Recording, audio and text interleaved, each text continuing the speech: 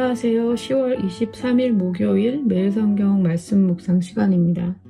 오늘 함께 읽고 나눌 말씀은 역대하 31장입니다. 새 번역으로 함께 읽도록 하겠습니다. 거기에 있던 모든 이스라엘 사람들은 이 모든 일을 마치고 나서 각각 유다의 여러 성읍으로 돌아다니며 기둥 석상을 산산이 부수고 아세라 목상을 찍어버리고 유다와 베냐민과 에브라임과 므낫세 온 땅에서 산당과 제단을 하나도 남기지 않고 없앤 다음에 각자의 고향 자기들의 유산이 있는 곳으로 돌아갔다.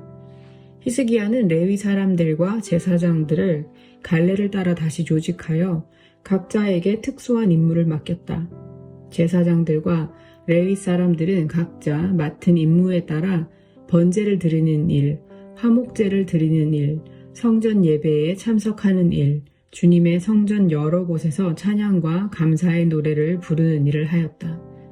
왕도 자기의 가축대 가운데서 아침 저녁으로 드리는 번제에 쓸 짐승을 바치게 하고 또 안식일과 초하루와 기타 절기의 번제에 쓸 짐승을 바치게 하였으니 모두 율법에 규정된 대로 하였다. 그는 제사장들과 레위 사람들이 주님의 율법을 지키는 일에만 전념할 수 있게 하려고 예루살렘에 사는 백성에게 명령을 내려서 제사장들과 레위 사람들의 몫을 가져오게 하였다. 왕이 명령을 내리니 유다에 와서 사는 이스라엘 자손이 곡식과 포도주와 기름과 꿀과 각종 농산물의 첫 수확을 넉넉히 가져왔고 모든 것에 11조를 많이 가져왔다. 유다의 여러 성읍에 사는 이스라엘 자손과 유다 자손도 소와 양의 11조를 가져왔고 주 하나님께 거룩하게 구별하여 드릴 물건의 11조를 가져왔다.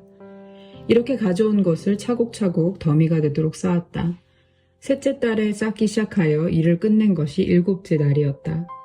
히스기야와 대신들이 와서 이 더미를 보고서 주님을 찬양하고 백성을 칭찬하였다.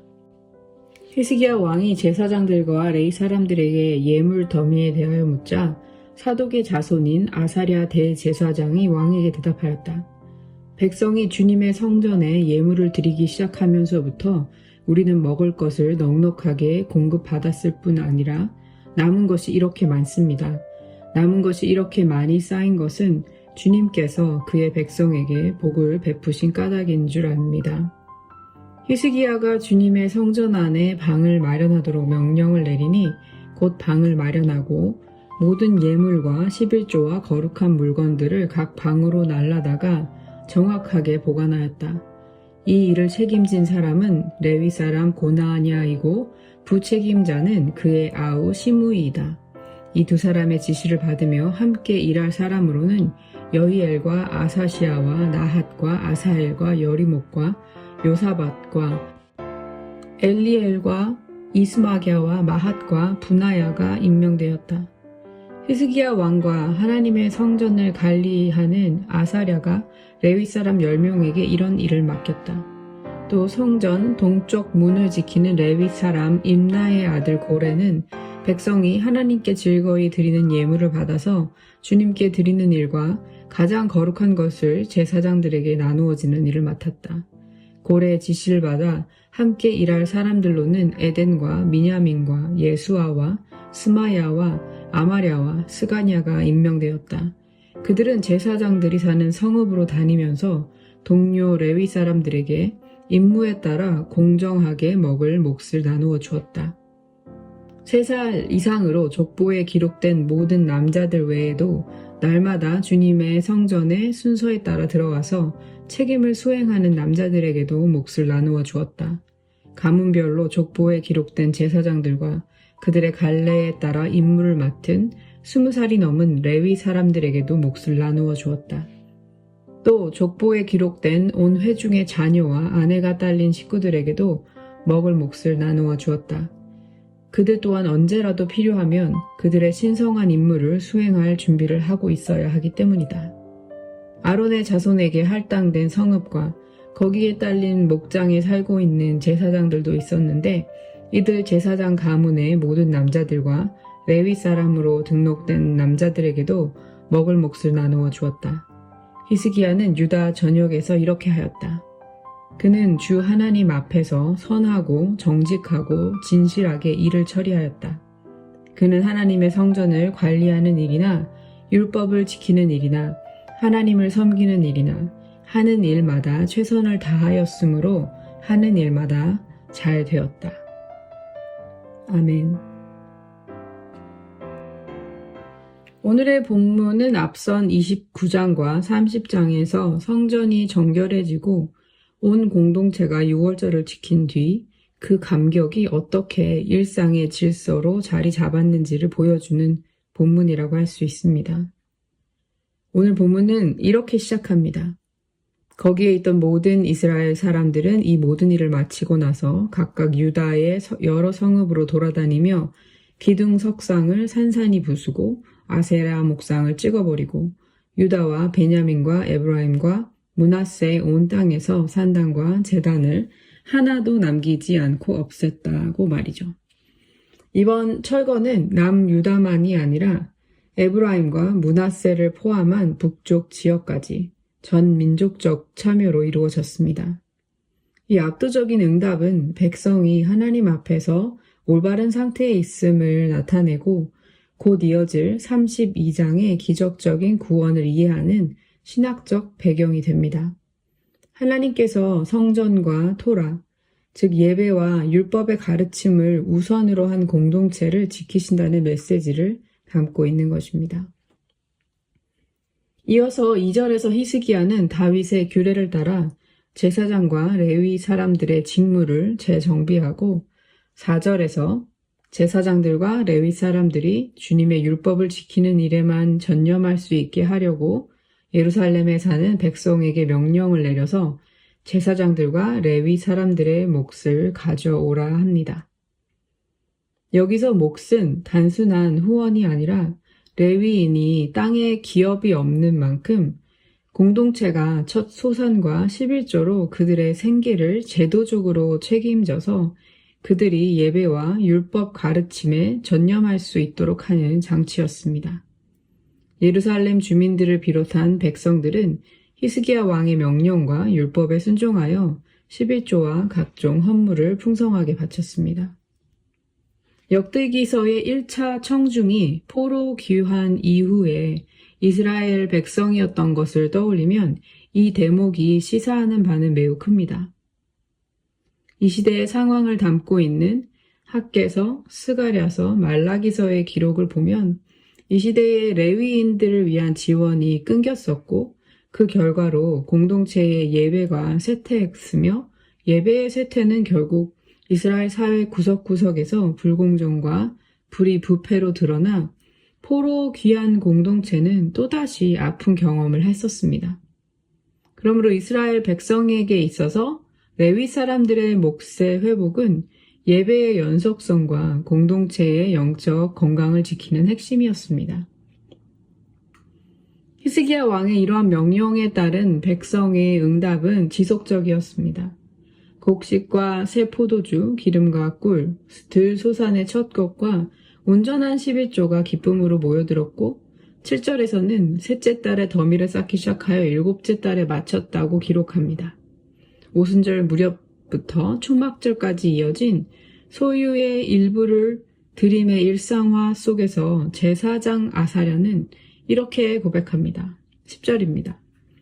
백성이 주님의 성전에 예물을 드리기 시작하면서부터 우리는 먹을 것을 넉넉하게 공급받았을 뿐 아니라 남은 것이 이렇게 많습니다. 남은 것이 이렇게 많이 쌓인 것은 주님께서 그의 백성에게 복을 베푸신 까닭인 줄로 압니다. 이렇듯 복의 표지는 그저 한 개인의 여유로운 삶이 아니라 공동체가 함께 누리는 풍성한 삶으로 나타납니다. 이 풍성함은 성심으로 관리되고 공정한 배분으로 거룩하게 보존됩니다. 히스기야는 창고를 만들고 이름을 기록하여 관리자들을 세우며 반열과 족보에 따라 규례대로 배분하게 합니다. 본문이 반복해 강조하는 말처럼 담당자들은 성실함으로 일을 감당합니다. 이를 통해 성전 직무자들의 생계를 안정시키고 성전 봉사가 지속되도록 하는 제도적 기반을 확립하게 되었습니다. 은혜가 오래 흐르려면 제도와 관리가 반드시 동반되어야 함을 보여줍니다. 물론 시스템 자체가 은혜를 만들지는 못합니다. 하지만 은혜가 오래 흐르도록 물길을 내는 통로가 될 수 있음을 보여줍니다. 마지막 절은 이 모든 것을 이렇게 요약합니다. 히스기야는 주 하나님 앞에서 선하고 정직하고 진실하게 일을 처리하였다. 그는 하나님의 성전을 관리하는 일이나 율법을 지키는 일이나 하나님을 섬기는 일이나 하는 일마다 최선을 다하였으므로 하는 일마다 잘 되었다. 히스기야는 다윗과 솔로몬에 준하는 평가를 받았습니다. 그가 이 모든 일을 선과 정의와 진실함으로 그리고 온 마음을 다해 행하고 율법과 계명을 순종했기 때문입니다. 그의 이러한 리더십은 공동체 전체의 신앙에 긍정적인 영향을 미쳤고 그 결과 성경은 하나님께서 그에게 형통함의 축복을 주셨다고 기록합니다. 마지막 절에 잘 되다 또는 개정개혁의 표현에 의하면 형통하다라는 말은 여호수아 1장 8절과 시편 1장 3절을 떠올리게 합니다. 여호수아의 말씀은 율법, 즉 토라를 주야로 묵상하고 그대로 지켜 행하면 하나님께서 그 길을 평탄하게 하시고 형통하게 하신다는 말씀이고 시편 1편의 말씀은 말씀을 즐거워하고 밤낮으로 묵상하는 의인은 시냇가에 심기운 나무처럼 철마다 열매를 맺고 마르지 않으며 그가 하는 모든 일이 형통하다 합니다. 곧 하나님의 가르침에 대한 신실함의 열매로 주어지는 형통, 말씀을 주야로 묵상하고 그 길을 지키는 자에게 허락하시는 하나님의 번영의 언어가 히스기야의 개혁을 요약하고 있는 것입니다. 성전과 토라를 돌본 그의 마음이 하나님의 형통으로 응답되었고 그 영향력 아래 있었던 공동체가 이어지는 다음 장의 서사 안에서는 기적적인 구원을 경험하게 됩니다. 오늘 우리는 이 말씀 앞에서 깊은 성찰이 필요합니다. 예배의 감격이 우리의 결단을 이끌고 그 결단이 우리의 선택을 바꾸며 그 선택이 나의 하루와 물질의 씀씀이와 역할의 질서로 자리를 잡아서 나만의 윤택함이 아니라 공동체의 넉넉함과 거룩으로 이어지도록 우리는 무엇을 비우고 무엇을 없애고 또 무엇을 세울지 함께 점검해 보면 어떨까요?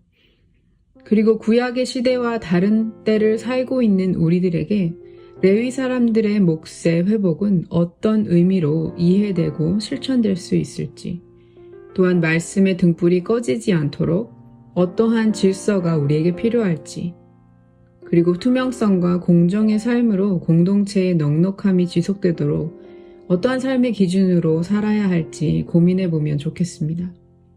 그리고 무엇보다 하나님이 약속하신 형통은 말씀을 붙드는 삶 가운데 임한다는 사실을 기억했으면 합니다. 하나님의 말씀, 토라 안에서 신실히 걷는 삶, 그 길에 주시는 형통을 믿음 가운데 누리고 나누는 삶이 되기를 간절히 소망합니다. 나눈 말씀을 생각하며 함께 기도하겠습니다.